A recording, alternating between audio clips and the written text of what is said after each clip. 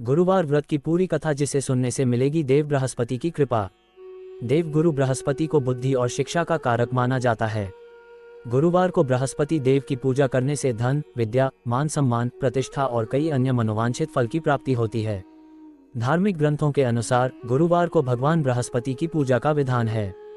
गुरुवार के दिन व्रत और कथा सुनने से घर परिवार में सुख समृद्धि बनी रहती है।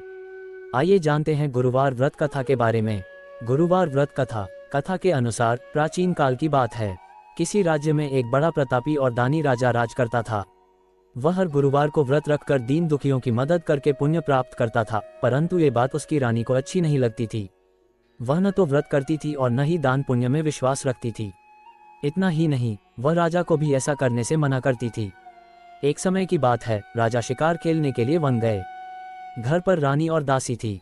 उसी समय गुरु बृहस्पतिदेव साधु का रूप धारण कर राजा के दरवाजे पर भिक्षा मांगने आए। साधु ने जब रानी से भिक्षा मांगी तो वह कहने लगी, हे साधु महाराज, मैं इस दान और पुण्य से तंग आ गई हूँ।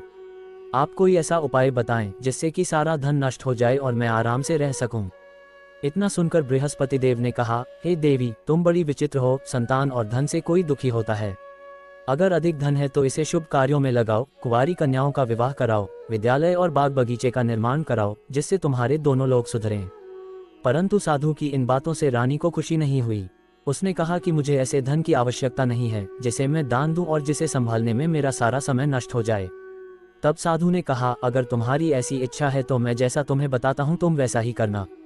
गुरुवार के दिन तुम घर को गोबर से लीपना, अपने बालों को पीली मिट्टी से धोना, राजा से हजामत बनाने को कहना, भोजन में मांस मदिरा का प्रयोग करना, कपड़े धोबी के यहाँ धुलने देना। इस प्रकार 7 बृहस्पतिवार करने से तुम्हारा समस्त धन नष्ट हो जाएगा। इतना कहकर साधु के रूप में बृहस्पतिदेव अंतर्ध्यान हो गए। साधु के अनुसार कई बातों को पूरा करते हुए रानी को केवल 3 बृहस्पतिवार ही बीते थे कि उसकी समस्त धन संपत्ति नष्ट हो गई। भोजन के लिए राजा का परिवार तरसने लगा। तब एक दिन राजा ने रानी से बोला कि हे रानी, तुम यहीं रहो, मैं दूसरे देश को जाता हूँ, क्योंकि यहाँ पर सभी लोग मुझे जानते हैं, इसलिए मैं कोई छोटा कार्य नहीं कर सकता। ऐसा कहकर राजा दूसरे देश चला गया। वहाँ वह जंगल से लकड़ी काटकर लाता और शहर में बेचता। इस तरह वह अपना जीवन व्यतीत करने लगा। इधर राजा के परदेश जाते ही रानी और दासी दुखी रहने लगी। एक बार जब रानी और दासी को 7 दिन तक बिना भोजन के रहना पड़ा तो रानी ने अपनी दासी से कहा, हे दासी, पास ही के नगर में मेरी बहन रहती है। वह बड़ी धनवान है, तू उसके पास जा और कुछ ले आ ताकि थोड़ी बहुत गुजर बसर हो जाए। दासी रानी की बहन के पास गई।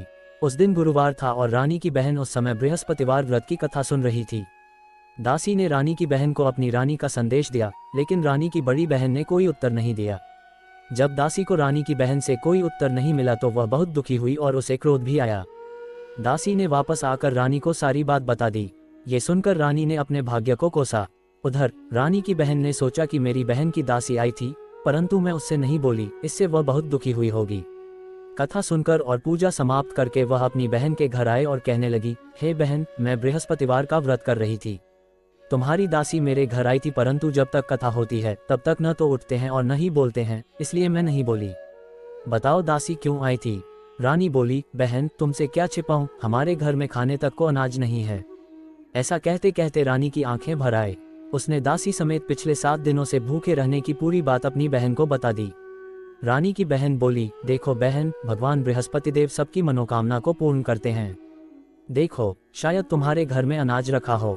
पहले तो रानी को विश्वास नहीं हुआ, पर बहन के आग्रह करने पर उसने अपनी दासी को अंदर भेजा तो उसे सचमुच अनाज से भरा एक घड़ा मिल गया।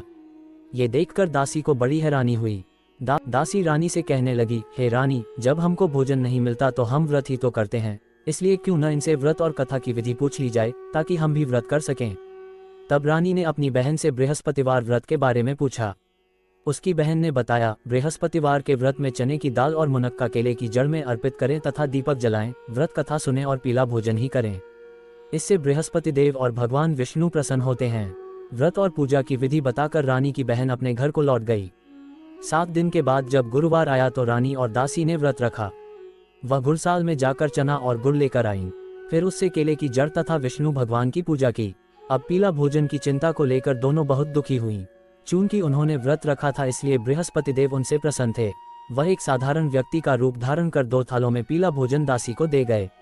भोजन पाकर दासी प्रसन्न हुई और फिर रानी के साथ मिलकर भोजन ग्रहण किया।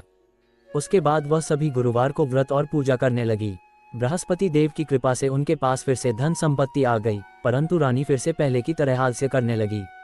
तब दासी बोली, देखो रानी, तुम पहले भी इस प्रकार आलस्य करती थी, तुम्हें धन रखने में कष्ट होता था, इस कारण सभी धन नष्ट हो गया, और अब जब देव बृहस्पति की कृपा से धन मिला है तो तुम्हें फिर से आलस्य होने लगा है।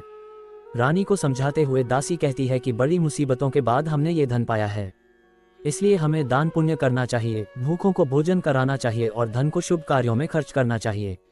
इससे तुम्हारे कुल का यश बढ़ेगा, स्वर्ग की प्राप्ति होगी और पितृ प्रसन्न होंगे। दासी की बात मानकर रानी अपना धन शुभ कार्यों में खर्च करने लगी। इससे पूरे नगर में उसका यश बढ़ने लगा। बृहस्पतिवार व्रत कथा के बाद श्रद्धा के साथ आरती की जानी चाहिए। इसके बाद प्रसाद बांटकर उसे ग्रहण करना चाहिए।